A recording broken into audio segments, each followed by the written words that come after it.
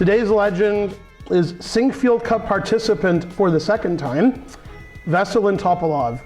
And I'll admit when I made a mistake. And in fact, let's talk about many of the mistakes I made. The last mistake I made was in 1986. And I corrected that by becoming a vegetarian.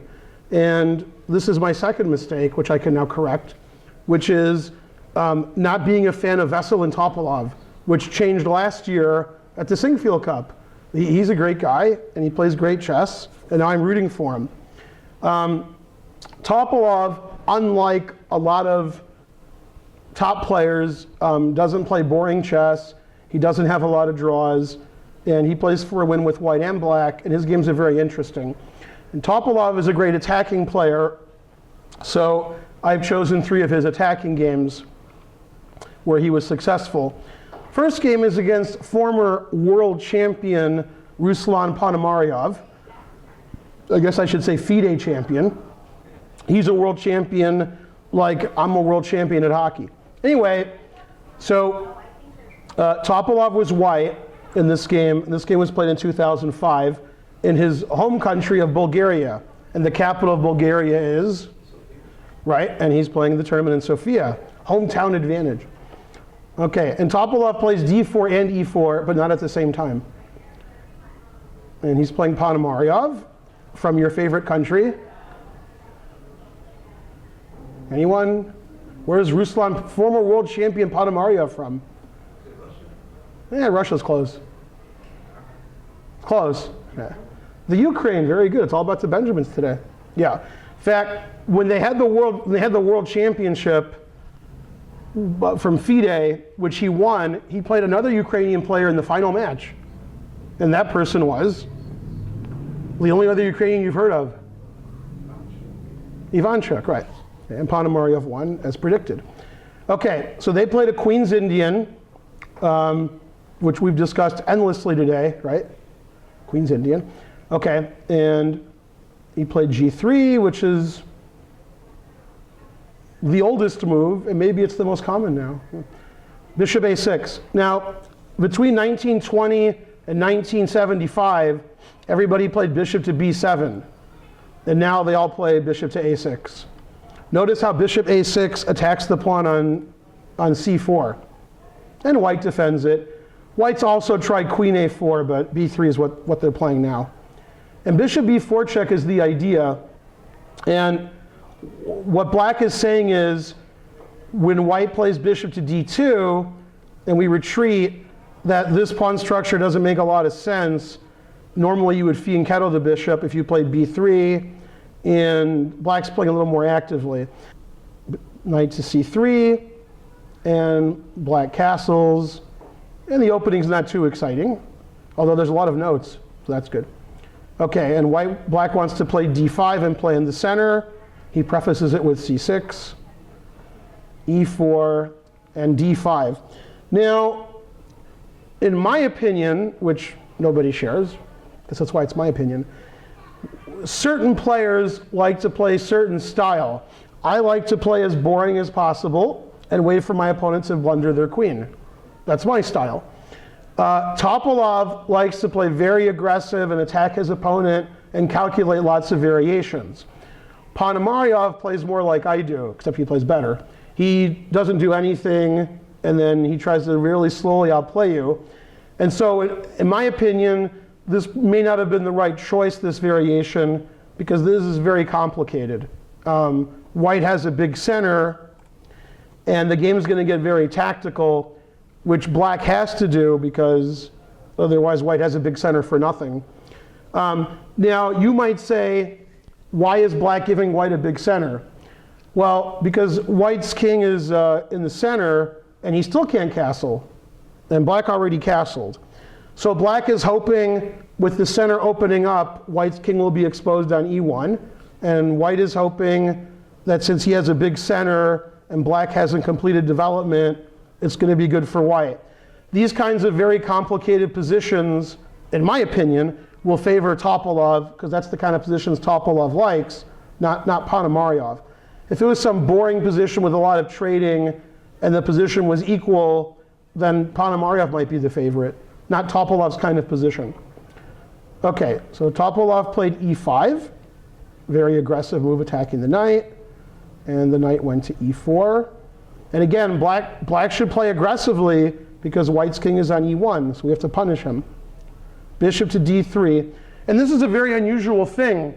I mean, if I had had white this game, I would be upset that I played g3 and I didn't play bishop to g2. My bishop wants to go to g2. But black was all, playing d5 and attacking my center. And white decided he wanted a bigger advantage, so he pushed all of his pawns in the center before he castled and fianchettoed his bishop. That could be punished, but it requires very exact play, and this is the kind of position Topalov is going to play better than Ponomariov. And it's a very good position for us as spectators because we're not going to see trade, draw. We're going to see some really nice attack. Okay, he played knight c3, which the computer says is bad. It prefers getting rid of white's bishop with knight takes d2. I mean, I like bishops. I like bishops more than knights, so I'm not going to disagree. Knight takes knight, rook takes, and c5. And again, white's king is on e1, black's king is castled. Black wants to open the center because white's king is stuck in the middle. So black plays c5, very aggressive. White takes, and black takes back. And they give a funny variation where black sacrifices a pawn by playing d4, attacking the rook. And now, if it was white's turn to move, white plays bishop e4, and black is very unhappy. Or at least he should be, because his rook is trapped. So they give bishop to b7, takes, and white's a pawn ahead.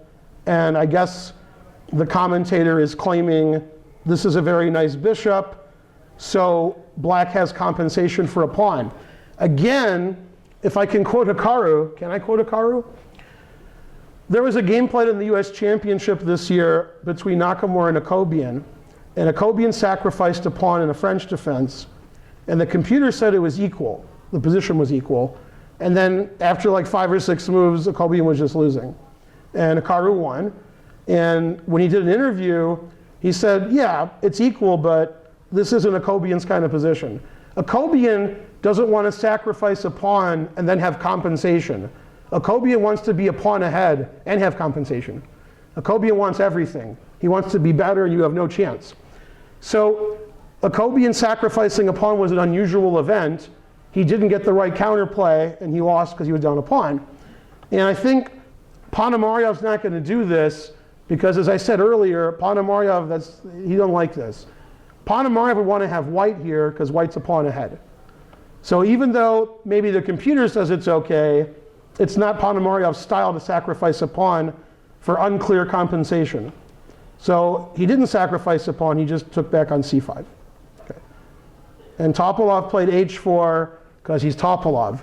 Topalov wants to attack the black king because he sees the black pieces over here and he sees black's king over here. So his bishops are pointing towards the king. His h-pawn's coming. He now has the g5 square for his bishop and his knight. And he's going to attack the black king when black's pieces are over here. And I guess his king's going to stay on e1. Okay, and now, as you can see, whoever wrote notes to this game, I mean, I know who it was, but you don't want to know who it was. They wrote all kinds of variations, and most of their variations, white is sacrificing his bishop on h7. And so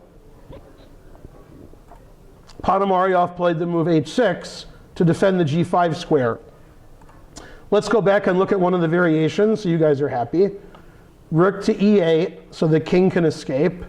That doesn't seem like a lot of escaping. Bishop takes h7, knight g5 check. Now we know why the pawn's on h4. Queen h5, are you scared yet? If you're playing Topalov, you would be. Now white's threatening all kinds of checkmates everywhere. And again, these pieces are not defending. Bishop takes knight, pawn takes, threatening checkmate. I assume king f8. And, well, I would assume g6 here. Okay, and they say g6 and rook f3. Okay. And my bishop's coming here. and my rook is coming here, and my queen is coming here. So I like white. Look at all those arrows. Okay, so instead of getting checkmated, Ponomariov preferred not to get checkmated. No wonder he was the world champion. And he played h6. So he's like, you're not going to put your knight here, you're not going to put your bishop here, you're not going to sacrifice your bishop, just leave me alone already. Okay, but he didn't realize I would be lecturing on the Legends class showing Topalov. If he had, maybe he would have played differently. And he played bishop to b1. Somebody in the class tell me why white played bishop to b1. Was he scared? Yes.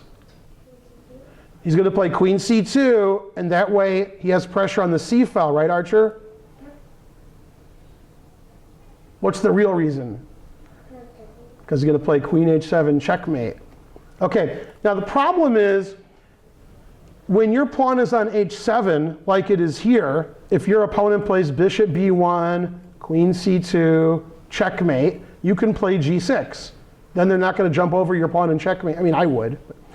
However, after h6, now if black ever plays g6 to block the mate, this pawn's going to be hanging. So that's unfortunate. Okay, so Ponomariov plays the move f5, which blocks the bishop on b1. We have a call-in voter, okay? And white took en passant. If white doesn't take en passant, I don't think this queen c2, queen h7 idea is going to happen, because that pawn will be on f5 forever. So white takes the pawn, and now he's ready for his checkmating attack. Black took with the bishop, queen c2.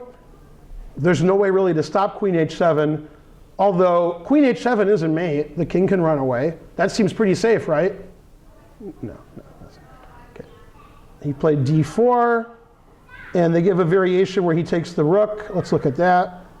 Bishop takes rook, bishop takes bishop. Now when the queen goes to h7, we have a double attack on g7 also. That doesn't seem very good for black. So black plays d4, stopping the bishop. Check, check, and then knight takes d4. And the idea is, if you take my knight, I'll play bishop b4 check. And I guess you'll go here. And I'll play this check. And yeah. It looks like white's going to be about 300 pawns ahead and checkmating black. Okay, so instead of taking the rook, he kept his bishop, which is a good defensive piece, and played the move d4, attacking the rook again. Knight to g5, threatening queen h7 mate. He could have played queen h7 right away, but then the king would run away. So he plays knight g5, and the knight is taking away the escape square. Black has two ways to take the knight. He chose with the h-pawn. If he takes with the bishop, then we play check, and we play bishop takes bishop. And we play rook f3 check. And again, to show an audience, you want to show like a checkmate, but when grandmasters are playing, they stop looking around here. They're like, hey, the guy's checkmating me and taking all my pieces. But we can continue. Well, the guy wouldn't even continue. So if king e8, for example, we could play bishop g6 check, and we could play queen g7 check, and then we're going to take the rook, and black's going to cry a lot. Again, I've said it twice already. Third time I can claim a draw when I say it. These pieces aren't doing a good job defending black's king. Okay, so black took with the pawn, and that's what I would do. If somebody's checkmating me, I would like to take a free piece. Then at least I'm a piece up. Okay, and he takes. Now the rook is coming in, the queen is coming in. Very scary for black. Pawn takes rook, and you play bishop f4. Now, people who were watching the game were very excited because they wanted white to play rook h8 check, and then queen h7 checkmate. That's pretty good for white, right? Checkmate's good. So why didn't Topalov do that? The king would go to f7, which is also good for white. But Topalov just saved his bishop. He played bishop f4. And this is a good square for the bishop, because when the black king is running away, there's much less running away, because the bishop on f4 is defending the runaway squares. Okay, now white has a very funny idea. This idea with rook h8 check and queen h7 checkmate. If it was white's turn here, white could play queen g6, then the king's not going to f7, and then I'll play rook h8 and queen h7 mate. Okay, so black, I think, started running away here. Yeah, he played king f7, because he's got to run away from the white pieces. Queen g6 check. Do you think he went to e7 or g8? What do you think? Yeah? Yeah, g8 wouldn't make any sense, because he's running back into checkmate. And then checkmate. Okay, so he went to e7. Pawn takes check. Rook takes. Queen takes check. Well, black has two legal moves that I see. King here doesn't look very good. Unless you're white, then it looks pretty good. And so I assume he played rook f7, or he resigned. Played rook f7. Bishop g5 check. King d6. If you play king to d7, queen takes rook check, plus attacking your queen. So king d6, queen takes rook, queen takes bishop, rook h7. White is threatening queen c7 checkmate. Some would say black is a piece up here. I would say black is a piece down, because all his pieces on the queen side are useless. So basically white has a queen, a rook, attacking a king, and there's nothing defending it. Now, what's black's only chance here? How does he not lose? He's got one chance. Yeah? Queen c7. Wait, queen c8. Queen c8, moving in a funny line. Oh, you're suggesting a move for black. I'm saying, in the long run, black's only chance at defense is by checking this king forever. If we check the king forever, we'll draw. But you can't check the king forever, because the guy figured that out. So he played queen e5 check. If he plays queen c1, then he's out of checks. He can't check with the bishop, because I just take it. Okay, so he played queen e5 check. And he played king c6. And now his queen is defending c7, his bishop is defending b7, and his knight is defending d7. That's why he's the world champion. I mean, he was the FIDE world champion. Okay, now, unfortunately, the queen can't stay on e5. And white played queen e8 check. The king went to b6. Queen went to d8 check. What do you think black did here? Where does king go? Yeah? c6. King c6. Okay, now, neither one of you has heard of the term overworked. You've never heard that term before, right? Exactly. And in this case, not only am I overworked, but the queen on e5 is overworked. It's stopping bishop e4 mate and queen c7 mate. Don't you hate when that happens? Also, if you count how many times the rook and the knight moved, and you count the same as I do, the answer is still 0, right? Normally, you should move your pieces. Normally. Okay, so white played bishop e4 check. And most of you think black has one legal move. What's the second legal move?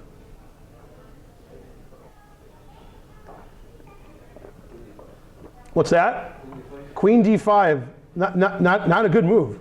Okay. And so, okay, grandmasters usually don't play to mate, but we do in this class. So the only way out of checkmate that's not queen d5 is queen takes bishop, and now queen c7 mate. And we call that a king hunt. The king castled, white sacrificed, and forced the other king out. Now, if you're playing somebody rated 1100, you may do that occasionally. You might checkmate their king on a king hunt. However, if you're playing Ponomariov, who was the world champion and considered one of the most solid players in the world, it's hard to checkmate them. And also making them look silly in the process. you may think that these pieces don't make a lot of sense here. And the reason you think that is you're right. So not only did white win, white really crushed black. Okay, and that's why Topalov, our legend, was also the world champion. Although unlike Ponomariov, he was a real world champion. Okay, although also a fake one. Okay, so that was good. Now, this is a very strange opponent, Arkadij Naiditsch. Naiditsch played for Germany, and this tournament took place in Germany. And in fact, it was in Dortmund, and I used to play for Dortmund in the Bundesliga, not the soccer Bundesliga, the chess Bundesliga. And Naiditsch about 2 weeks ago changed his federation. He did a Caruana, except he didn't change it to the US. Now, what most of you don't know is that when there's a super duper Grandmaster tournament, usually the organizer invites somebody local. So they invite Grandmasters from all over the world, then they say, okay, you can play too, you're our club champion. And then that guy gets the beat down, right? And this is what happens in Dortmund, is it's in Germany, so they invite 5 or 6 very good foreign players, then they invite 1 or 2 good German players. Although the German players are pretty good, so usually they don't do too badly. So Naiditsch lives in Germany and plays for Germany, although not anymore, but he used to. And so when they had tournaments in Germany, they invited him, and then he would get crushed. But he got experience against the best players in the world, and he got better at chess. Although this game, he got crushed. Okay, so Topalov is white against Arkadij Naiditsch, who's a good player, but he's not one of the top 10 in the world, but he's one of the top 10 in Germany. Okay, so Topalov, like every other super grandmaster nowadays, plays everything on move 1, just like you. E4, D4, you don't care. Okay, and he played knight F3 and C4, and we transposed it as some kind of queen's gambit. Now Naiditsch, I like him. I can't play like him, but I like him. He plays wild and crazy. He's the Steve Martin of chess, okay? The difference is you've heard of Naiditsch and you haven't heard of Steve Martin. That's the difference. Okay, now he hasn't heard of either one. But.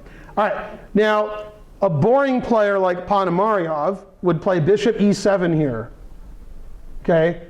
And then he would read a book, The Boring World of Niels Bohr, while he was playing chess. Okay, Naiditsch plays wild and crazy. Topalov plays wild and crazy. That's good for our class. And Naiditsch has beaten many good players. For example, Magnus Carlsen the last 2 times he played him. So that's pretty good. Okay, Magnus Carlsen doesn't like to play wild and crazy. He likes to bore you to death. Okay, in fact, his last 2 opponents did die. So, court case is pending. All right, so Naiditsch played D takes C4 and bishop B4, which is some kind of Vienna Ragozin. I don't even know what it is. I guess it's the Vienna. And okay, the knight is pinned, so we're going to take this pawn too. Now the problem is for black, black is a pawn ahead, and black is threatening a pawn. But again, the development of the queen side occasionally lacks in these positions, although sometimes black is a pawn or 2 ahead. Okay?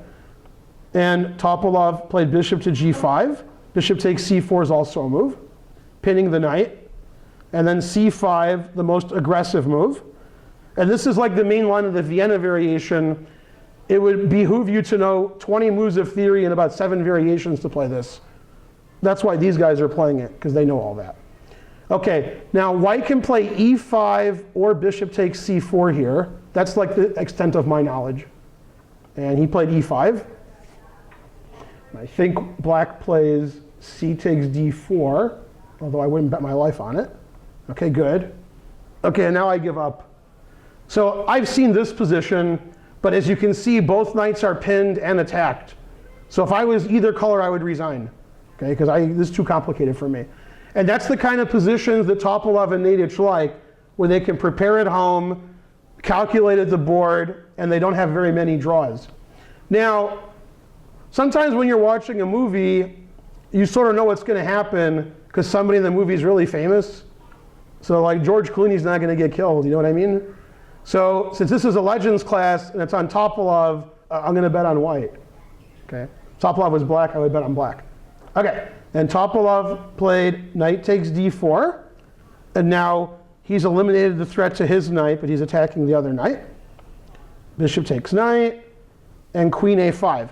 Now, black has many threats. Queen takes c3 check, queen takes e5 check, and some of you are probably scared of pawn takes knight, but then the queen could take the bishop on g5. Now, if you were like some random IM who walked into the room and didn't know this position, you would be like, I don't know, it's too complicated. Probably both players are still in their preparation and they know the position, hopefully. Okay? When you play very complicated variations where there's a lot of checks and pieces hanging and material is different, normally you have it already, normally. And it's surprising how much these guys know actually, because for some reason they're professional chess players, they study chess all day. And usually in complicated variations like this, the first 10, 15 moves, if they can remember their analysis, that's good. Okay. So white played pawn takes, queen takes bishop. And again, Naiditsch isn't going to back away and say, oh no, I'm playing Topalov. Okay. Well, I mean, if he knew I was teaching this class, he would. But he's playing for a win with black against a higher rated player. And you may like white because, as usual, black hasn't developed anything. But you might like black because black is a pawn ahead. Okay? And theory probably says it's equal. Okay, took on g7 and queen g7. So black has 6 pawns and white has 5, although this pawn's pretty loose. On the other hand, if you take it, then this pawn could be loose. But probably the overriding factor for the reason Topalov won the game is this knight's on d4 and pretty strong. And again, in a lot of games that Topalov is winning, he's sacrificing material because his opponent's pieces aren't very active. And in the last game, which somehow you missed, I don't know how, terrible, right? His opponent had an extra piece, but they were all trapped on the queen side. So, okay, so queen to d2. This protects the pawn on c3, so there's never going to be any queen takes here. The queen's on a very nice diagonal, and strangely, white might even castle queenside, because his king's pretty safe over there. There's no black pieces that can attack him. And I would think that their preparation's ending about now. Okay, castles. Bishop takes c4, materials equal. a6. Does anybody think queen g2 is a safe move? That wins a pawn. Yeah? Queen g2. Why didn't he take the pawn? Free pawn. What's the problem? Okay. Castles. Now you've taken a pawn that was sort of blocking this file. Now, most good players, like whoever this gentleman is, would prefer white because black is getting in a lot of trouble on the G file. Black has his usual development against our hero today. And white's all ready to go. White's pieces are all out. White has the G file. White has an attack. If I turn the engine on, it'll say some really big plus for white. Something very scary. You don't want to take the G2 pawn because you're going to get in trouble over here. Okay, so Naiditsch played the move a6. And he wants to play b5, attacking the bishop, and put his bishop on a beautiful diagonal. He wants to. And white castled. And he played rook d8, which the computer says is bad, and it says he should play b5. I guess he changed his mind. And after b5, maybe black is okay. But again, one of the reasons people lose, especially at the top level, because at the top level there's a lot of draws, but when they do lose, a lot of time it's because there's a lack of development. Okay? And they're busy doing something else. Like, well, I'm pitting the knight to the queen. I'm going to play e5 and win the knight. My rook is better in the center. I'll develop my pieces later. Okay? So he plays queen f4, unpinning his knight. Sort of walking into this fork. Scary. Okay, and again, Topalov's the kind of player who likes to play Naiditsch. It actually reminds me of another matchup which will totally confuse Greg, and that's Kasparov and Shirov. What's the question? There's no question. Oh. Yeah, I just said the matchup Topalov-Naiditsch reminds me of Kasparov-Shirov. You see why? Yeah. He's like, no. Topalov and Naiditsch have the same kind of style, except Topalov's a much stronger player, much higher rated, much more successful. So when they're calculating and playing very complicated chess, he can come out on top.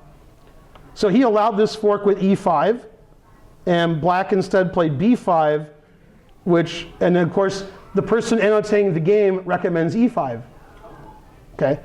And now you'll notice that these two are attacked.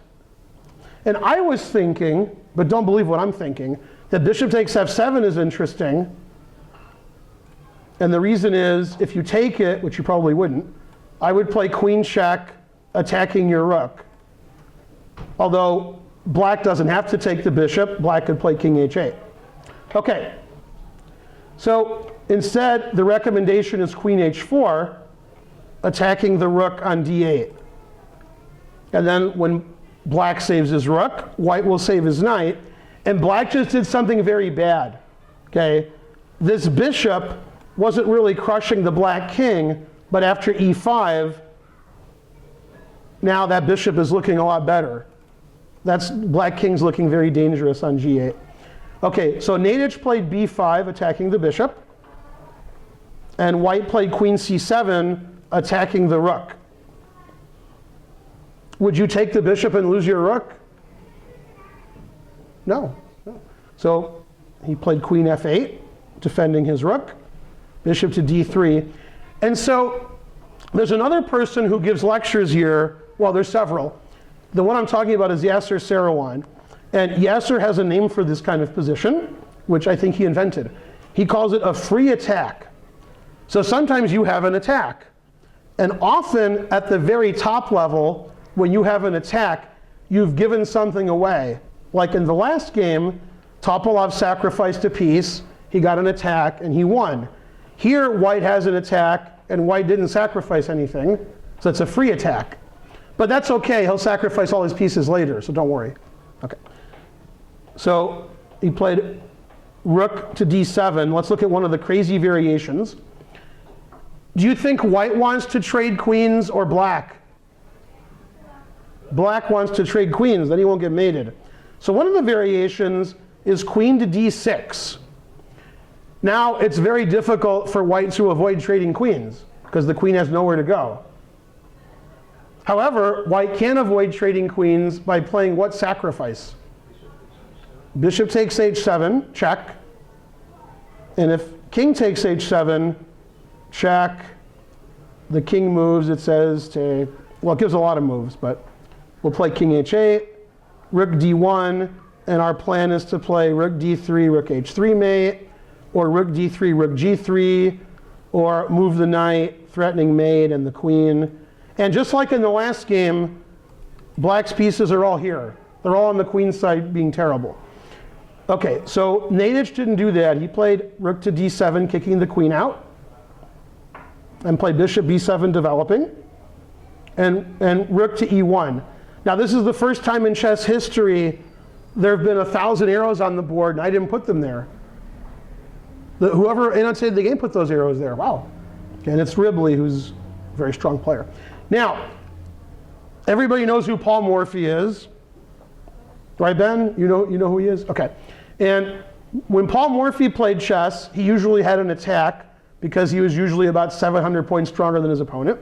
And he used all of his pieces. So this is a very Morphy-like move. The rook is on a1, and he moves it to do the attack. It tells you what he's going to do. And black played queen g7, which Ribley doesn't like. Bishop to e4. And they give all kinds of crazy variations. I like this variation. e5, forking the knight and queen. Bishop takes bishop. And if pawn takes queen, rook e8 check wins the queen. And then you win the rook in the corner. And you'll notice that white has an extra bishop. That didn't happen because black saw that he would be down a bishop. Okay.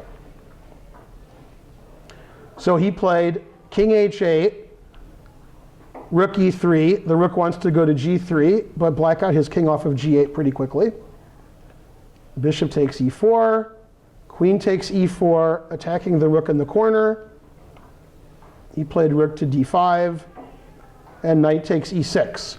So white is better by just playing natural moves, but that's not Topalov's style. If Topalov sees a win, he'll sack a piece. Knight e6, attacking the queen and the rook, queen e6. Okay, I like the annotator of the game is saying white wants to play rook g3. If I was drawing arrows, I would draw the arrow queen takes rook, but that's me. So white wants to play queen takes rook. That's a big threat. Okay, so the rook went to d7, rook to g3, attacking the queen. And just like in the last game, these pieces haven't moved. If the queen moves away from g8, we have all kinds of checkmates everywhere. Queen f8, rook e1, another Morphy move. This is attacking, this is attacking. The rook on f1's not attacking. Let's play rook e1. Now black would like to play knight c6 and get his knight into the game, but your knight is hanging on c6, and you can't move your knight anywhere else. So again, even though white is down a piece, he's not really down a piece, because these pieces aren't playing over here. And obviously, black's king is in a lot of trouble. Rook a to a7, defense, not a good defense. And which one of you brilliant tacticians in the audience can find the final coup d'etat? How many YouTube comments will I get for that joke? 3? 2? Okay, yeah.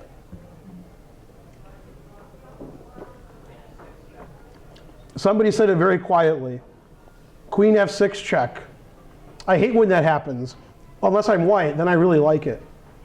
Okay, so obviously I'm threatening the king, and I'm threatening the queen. So probably black should play queen takes queen. And then you get checkmated. Again, good defense over here. No, not really. Yeah. Okay, and somebody like Ponomariov, if he was doing a puzzle book and that was the answer, he would solve it in less than 1 second and go to the next puzzle. But when somebody's attacking you and attacking you and attacking you, and you have to watch out for every threat, it's easy to miss stuff. So white was threatening queen f6 check here, and black either didn't see it or he'd already given up in his head because he's getting beaten so badly. But that's a nice finish. Queen f6, sacrificing your queen, and if the guy takes it, you made him. And these silly world champion super grandmasters, they never let you mate them. They just resign. But let's pretend he took the queen. And then he has to play queen f8, and then mate. Also forking the king and knight. Very important.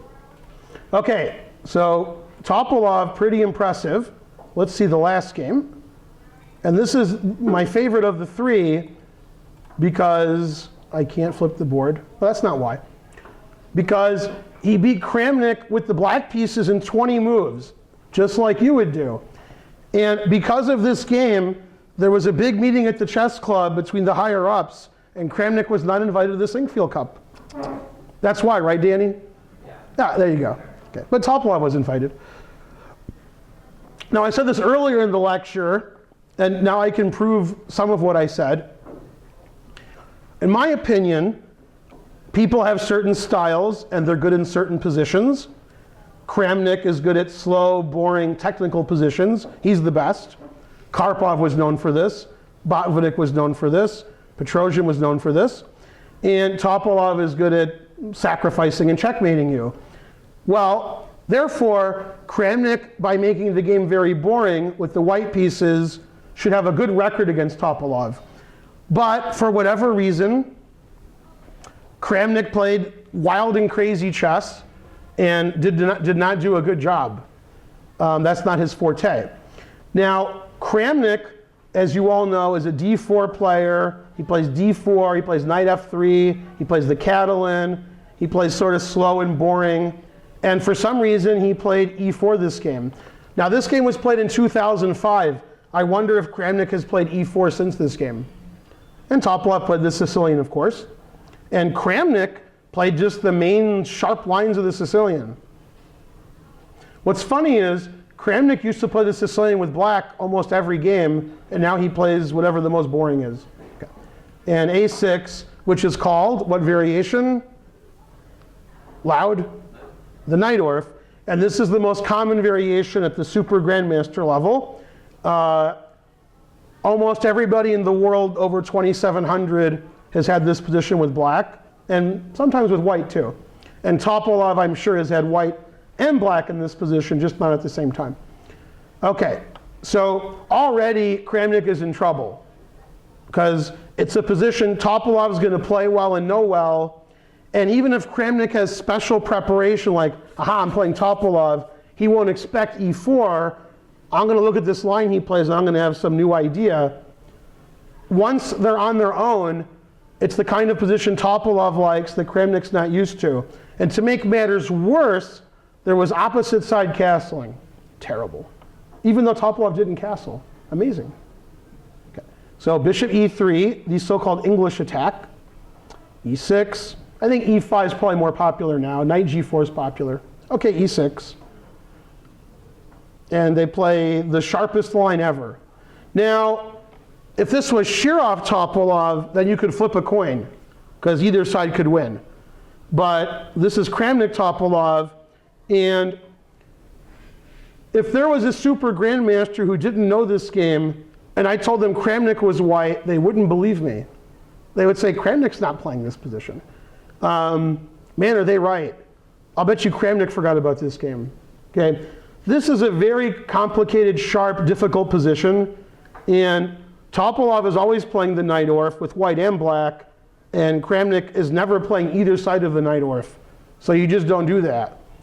And it's a very complicated position where both sides play for checkmate. There's sacrificing, there's attacking the king. Not good for Kramnik. Okay, queen d2, b4 attacking the knight. And he plays knight bd7, sacrificing the b pawn. And Kramnik does not take it. And then he changes his mind, and he takes it. Well, normally in opposite side castling, black's not going to castle a queen side. You don't want to open files to your own king. But Kramnik's not used to this kind of position. Kramnik is used to a position where he takes a pawn and then beats you up a pawn in an endgame. And he's like, I'm pawn up, I win. Okay, and this is still theory, but it's just not good for white. Okay, bishop to d7. Now black is going to attack the queen. Black can attack the queen this way. Black's putting pressure on the knight. Also, the queen and bishop are lined up on the same diagonal. So d5 is going to attack the queen. So white's going to have to make a lot of queen moves to get his queen out of there. He can't move his queen away right away because black just played bishop to d7 attacking the knight on a4. Okay. So Kramnik made the losing move on move 13, knight to b3. If you put this in an engine, and I did, it says knight to c3, and it says the position is equal, which means if two supercomputers were playing, maybe the game would end in a draw.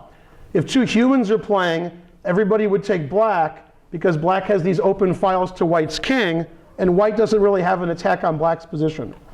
Knight b3 is a terrible move because it undefends the f3 pawn.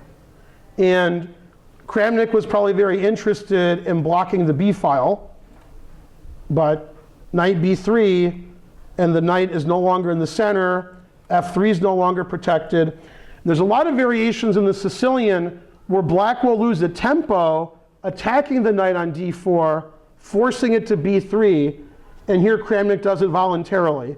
Kramnik doesn't play a lot of Sicilians, so now Kramnik's idea is that he's unblocking these two pieces.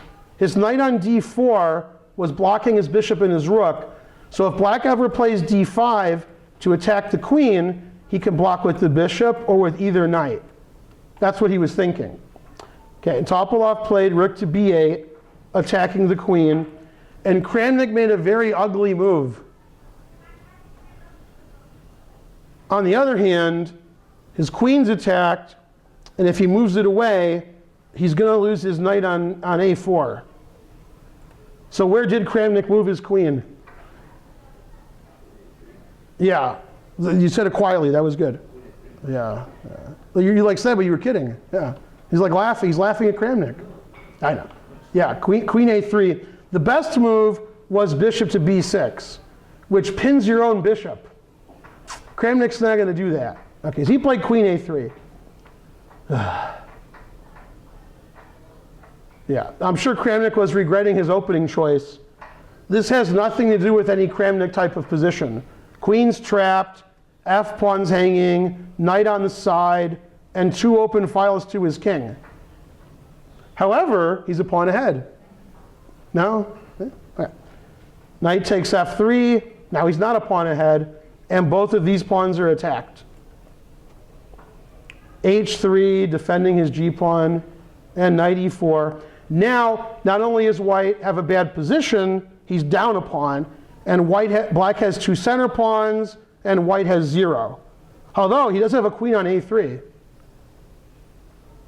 That's bad. Okay. Bishop to e2. That's a funny variation the commentator gave. Bishop to g2, knight e5, and knight c4 wins the queen. It's only funny if you have black. Otherwise, not funny. Okay, so he played bishop to e2, knight to e5. Well, he stopped knight to c4 because there's a bishop there. But the commentator thought it was funny that black's knights were in the center and white's knights were not, and black is up a pawn.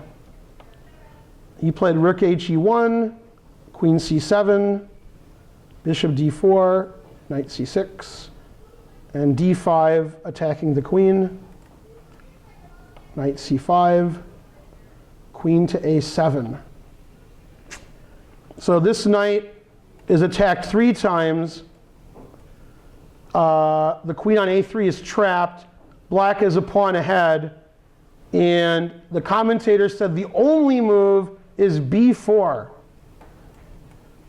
And instead of playing b4, what did Kramnik do? He gave up. Some grandmasters, I'm actually not one of them, they don't give up early because when they lose, if they lose in 30, 40, 50, 60 moves, that seems sort of normal. If you lose in 10, 15, 20 moves, that seems embarrassing, especially if you're Kramnik and you're white. But he resigned anyway. If he had played b4,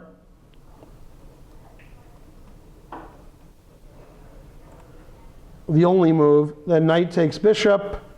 You take the knight on c3 with something. Knight takes b4.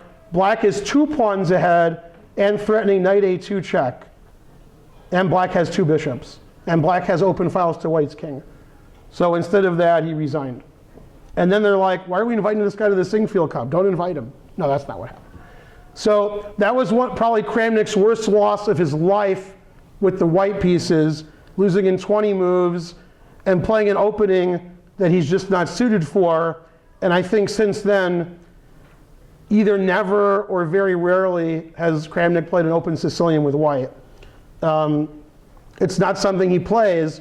So if he ever does play it again, he'll have 4 or 5 games experience over the last 30 years, and his opponents will have 30 years experience. You don't just start playing open Sicilians at the end of your career. So that wasn't really a good choice on his part. But it was good for our class because Topalov showed when he has an initiative and he has an attack and there's calculation and there's attack for both sides, he's a tough guy. And he'll be here next month playing in the Sinquefield Cup. And he was here last year playing in the Sinquefield Cup, and he had quite a good tournament. I think he came in 3rd. I think so. Yeah. So, well, good luck to Veselin in the Sinquefield Cup. And, well, his career's not over yet, but he's still one of the legends of chess. I believe he'll be the 2nd oldest player in the tournament after Vishy Anand. And, well, both have been world champions, and they've even played a world championship match against each other. So it'll be a very interesting tournament. And, well, that was a great Legends class because Topalov basically in every game sacrificed material and got it back with interest, either with a mating attack or winning all of his material back. So great games from Veselin, and we're going to see more great games of the Sinquefield Cup, which you guys will see in about 3 weeks.